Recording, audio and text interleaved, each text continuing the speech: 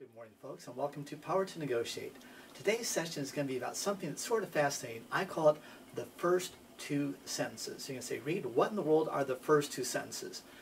Whenever you're talking to someone, either on the phone or in person, what you want to do is you want to explain exactly what benefits you bring to them in the first two sentences, because most people are sort of scared, they're sort of paranoid, and if you can't tell them how you can help them in the first two sentences, click, they're going to hang up on you. So exactly what do you do in those first two sentences? And I have something that I always like to do. The first thing I do is I introduce myself. Hi, my name is Reed.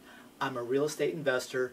I help sellers save their credit and stop foreclosures. That's sentence number one. And then I ask, is now a good time to talk? Now, what do those first two sentences do? If I'm talking to a seller that is facing foreclosure, what I asked them was a two-part question. I told them who I am, how I can help them, the benefits, not the features, and then I told them, then I asked for permission to talk. Now, most telemarketers, and again, we're not telemarketers, but most telemarketers, they do one thing. You answer the phone, hello, and they just start rattling on for about 5 minutes without taking a breath. And you're waiting to respond, but because it's so rude, you probably just go ahead and hang up the phone. Is that true? So I want you to be the anti-telemarketer. Hi, my name is Reed. I'm a real estate investor. I help people save their credit by stopping foreclosure. Is now a good time to talk? First two sentences tell people everything. And when you're meeting someone, what I always like to do, I always want to ask myself, what's in it for them? And I'm going to say, Reed, why do I care what's in it for them? I only care about me. That's true. If you only care about you, the most selfish thing that you can do is to be selfless, which means that you're going to benefit from this, right? Either you're going to benefit or you're not going to do the deal. Is that sort of a given? However, what you want to do is you want to make sure that you tell the other person what benefits they're going to get. Because guess what? They don't care about the benefits you get. Let's go ahead and do an example of this. Hi Joe, this is Reed. How are you doing? Great. I'm a real estate investor and I steal properties from people and I make a huge profit. It is now a good time to talk. How would you react to that? Well, Joe would probably hang up. Let's try a different way. Hi Joe, my name is Reed. I'm a real estate investor. I help sellers that are trying to sell their houses. Is now a good time to talk? Well, yeah, I'm a seller. I'm trying to sell my house. Yeah, I'd like to go ahead and talk to you. And so they're going to listen to you. If you tell someone that is not in foreclosure they can help people stop foreclosures, that might not be the right thing to say, because they might be thinking the only way you can help them is by stopping the foreclosure. And if they're not in foreclosure, it doesn't help. So you want to sort of vary your benefits to the person that you're talking to. And the first question I ask myself is, what's in it for them?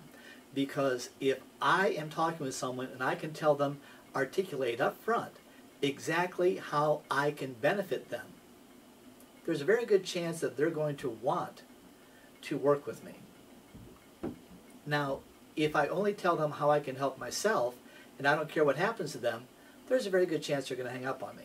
So you tell people the benefits you can bring to them. You're going to say, Reed, you keep on talking about benefits and features. Let me explain the difference. As I'm talking to someone, I might say,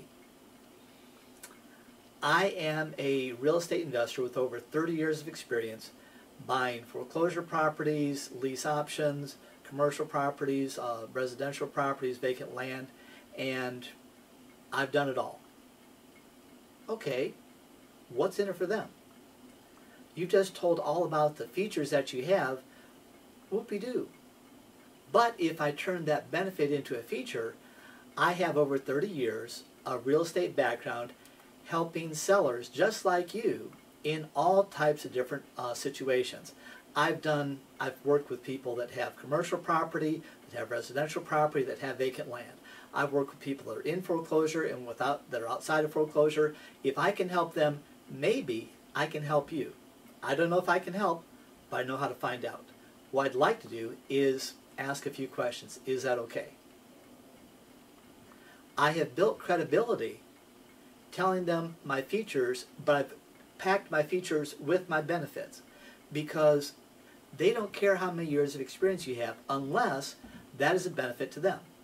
So show the benefit to them. With everything you do, you have to not only show the benefit to them, but give yourself a little bit of credibility while you're doing it. So if you don't have 30 years of background in real estate and in mortgages, what do you have? I'm a real estate investor. I help people save their credit by stopping foreclosure. If they ask for more background, they're not going to. What they're going to ask is, can this person help me? So when you go out to meet them, you start asking them questions. Here's a great big hint. If you don't have any background, but you do have the ability to pick up the phone and call people, can you still do this? Yep. You don't have to know it. You just have to know who to call that does know how to do it. Write that down. Gosh, that sounds like Ryan Reynolds in a National Lampoon movie.